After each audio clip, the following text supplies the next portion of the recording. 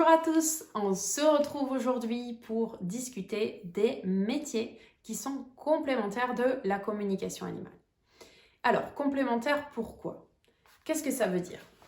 Alors, ça voudrait dire peut-être que le professionnel pourrait avoir envie de se former et ça pourrait lui être très utile d'avoir cet outil qu'est la communication animale pour développer ses compétences dans sa profession ou avoir envie d'eux et la possibilité de collaborer avec quelqu'un qui le pratique à titre professionnel. Voilà, donc ce sont des métiers qui sont euh, en complémentarité avec la communication animale. Donc on va voir ensemble 10 professions, mais il en existe d'autres. La liste n'est pas exhaustive. En tout cas, c'est les professions avec lesquelles j'ai le plus souvent des collaborations ou des personnes qui viennent se former pour progresser dans leur pratique. La première, c'est l'ostéopathie, qu'elle soit équine, canine, féline ou avec d'autres animaux, puisqu'il y a les NAC aussi, hein, il y a des ostéopathes qui travaillent avec d'autres animaux, des animaux sauvages. L'ostéopathie est vraiment une pratique dans laquelle on entre dans le corps énergétique de l'animal, dans son corps physique, on va aller poser les mains, toucher. À partir du moment où, comme les ostéopathes savent qu'il y a souvent des tensions qui peuvent être liées à leur émotionnel, à leur vécu, ils vont aller détendre ces zones, ils vont aller travailler, mais c'est tout aussi intéressant parfois d'essayer de discuter avec l'animal pour avoir sa collaboration déjà dans le soin, pour avoir son accord, pour qu'il lâche plus facilement aussi ses tensions, mais qu'il puisse aussi mettre des mots sur ce qui l'a mis dans cet état. Alors, un ostéopathe qui est formé, c'est un ostéopathe qui va pouvoir recevoir des informations pendant sa séance et qui pourra les transmettre en direct aux gardiens, aux êtres humains qui vivent avec cet animal.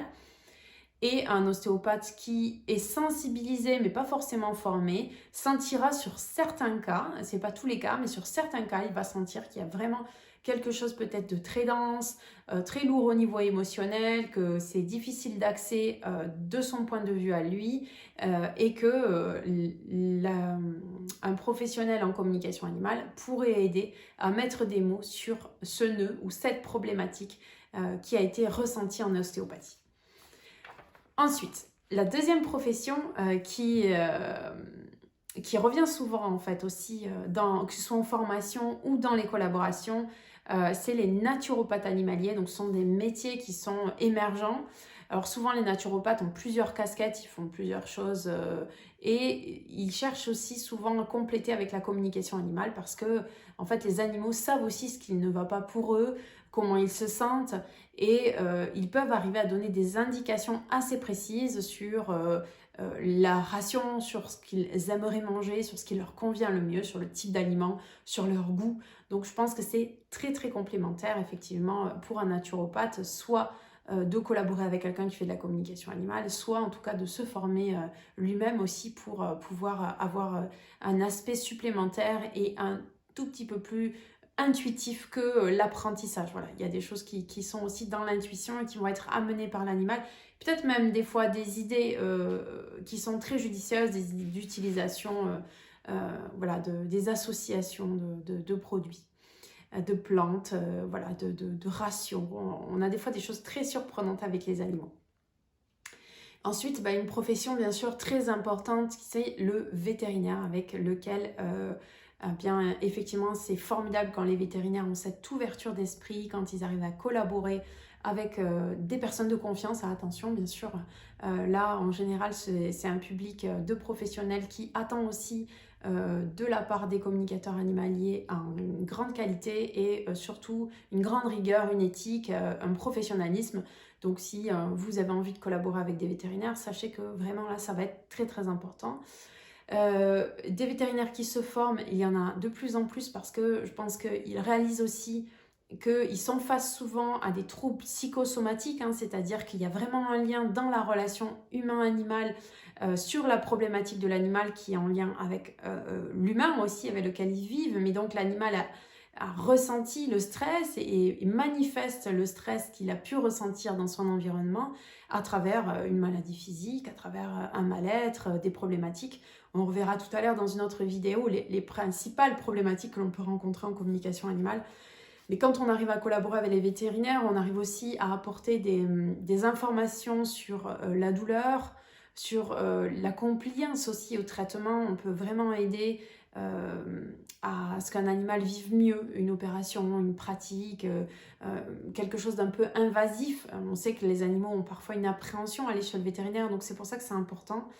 Et j'en viens du coup à la quatrième profession qui est complètement à côté du vétérinaire et qui a un rôle extrêmement important, ce sont les assistants vétérinaires qui peuvent aussi être formés et donc aider, suppléer les vétérinaires qui parfois manquent de temps en fait, mais eux vont être au contact des animaux, vont faire les soins aussi, les suivis au niveau post-opératoire et donc ils sont très importants, ce sont des personnes qui sont très importantes et une fois formés qui vont pouvoir vraiment apporter un plus dans le suivi de l'animal, dans l'amélioration de son bien-être et dans le mieux vivre aussi cet instant chez le vétérinaire.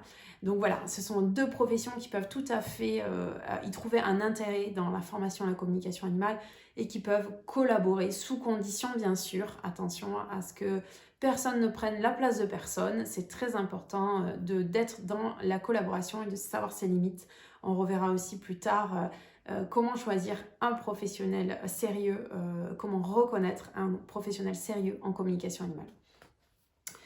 Ensuite, on a tout ce qui va être les professions d'assistance avec les animaux, donc les médiateurs, équithérapeutes, zoothérapeutes sont des professions qui entrent en lien avec l'humain à travers l'animal. Donc, ils ont besoin des animaux pour entrer dans leur travail d'assistance et de thérapie pour les humains.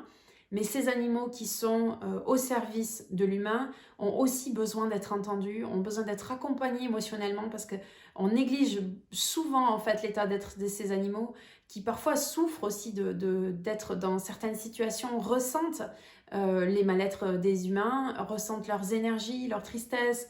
Je pense des fois aux animaux qui vont en maison de retraite ou qui vont dans les hôpitaux et qui assistent des fins de vie. Ces animaux aussi ont besoin d'être entendus et ont aussi besoin d'être aidés énergétiquement, même s'ils ont une grande capacité d'aide. Il ne faut pas les oublier, il faut aussi se mettre à leur place. Il y a des animaux qui préfèrent aller dans certains endroits que dans d'autres et je pense que c'est important de pouvoir leur demander. Donc ce sont des professions qui aiment bien se former aussi pour pouvoir être à l'écoute de leurs animaux et être au plus proche aussi de leurs énergies et vraiment agir en collaboration avec eux comme un partenaire et qui se font parfois aussi aider par des professionnels parce que voilà, c'est pas forcément leur champ de compétences mais ils savent qu'il faut prendre soin de ces animaux qui les aident à aider. Ensuite, on va avoir les professions qui vont être en lien avec le comportement, l'éducation, le dressage, donc les comportementalistes, les éducateurs, chacun avec leur spécificité, hein. Mais c'est pareil, on se rend bien compte que parfois, malgré les connaissances, on a des animaux qui mettent à mal les comportementalistes, voilà, les éducateurs, parce que l'animal ne réagit pas aux exercices proposés. On sent vraiment qu'il y a un blocage émotionnel et c'est là où c'est vraiment intéressant d'entrer grâce à la communication animale en contact avec l'animal pour comprendre d'où vient ce blocage, qu'est-ce qu'il se passe, pourquoi il a cette réaction, comment on peut l'aider et ensuite continuer ce travail avec l'éducateur et le comportementaliste. Inversement aussi, ça arrive souvent que des animaux viennent en communication animale avec une problématique de comportement, mais ont ensuite besoin aussi d'un suivi pour comprendre et reprendre certaines propositions qu'ils auront faites avec un éducateur ou un comportementaliste. Donc c'est vraiment des professions qui peuvent tout à fait se former parce que c'est hyper intéressant pour eux, c'est très complémentaire et qui peuvent aussi faire appel en collaboration à des professionnels. Ensuite, on va avoir les éleveurs professionnels, alors d'animaux de compagnie ou d'animaux d'élevage, parce que c'est pas les mêmes problématiques, c'est pas les mêmes enjeux, mais ils vont avoir aussi besoin d'être à l'écoute de leurs animaux. Et on se rend compte que ces animaux, lorsqu'ils sont bien entendus, bien dans leur peau, eh bien, il y a moins de maladies, moins de problématiques.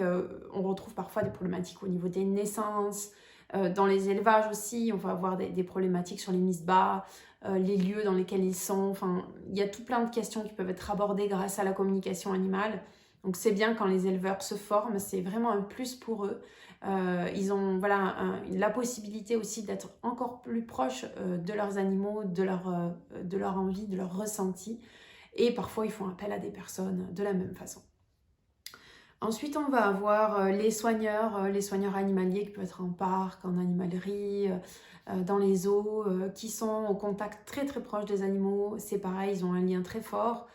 Et en général, c'est important pour eux, ils connaissent bien leurs animaux, c'est important d'essayer de se mettre à leur place le plus possible et de voir qu'est-ce qui leur convient le mieux dans les enrichissements qu'ils proposent, dans les exercices proposés dans le training, d'essayer d'être à leur écoute pour leur favoriser, améliorer toujours pareil ce stress qu'il peut y avoir lié à l'enfermement et lié au mode de vie qui est un petit peu différent. Donc ça c'est vraiment important, ça peut être vraiment, on se rend compte que les soigneurs qui ont quelques clés arrivent aussi à apaiser les animaux autrement et les animaux se sentent plus entendus, plus respectés. Donc là, c'est un petit peu plus rare parfois qu'il y ait des professionnels qui interviennent. Ça reste encore des lieux sur lesquels c'est pas toujours évident d'intervenir. Il y a une sorte de pudeur, de timidité. On ne sait pas trop encore si la communication animale est quelque chose de sérieux ou pas. Donc voilà, certains ouvrent leurs portes et d'autres sont un peu plus timides. Donc voilà, tout dépend les lieux. Mais quand les soigneurs font la démarche eux-mêmes de s'ouvrir à ce qu'ils peuvent ressentir avec le lien qu'ils ont créé avec l'animal, ça donne quelque chose d'assez extraordinaire. Et il y a ensuite des professions qui sont autour du cheval, qui vont être le maréchal ferrant, le dentiste équin. On a tout plein de professions voilà, qui ont le podologue équin.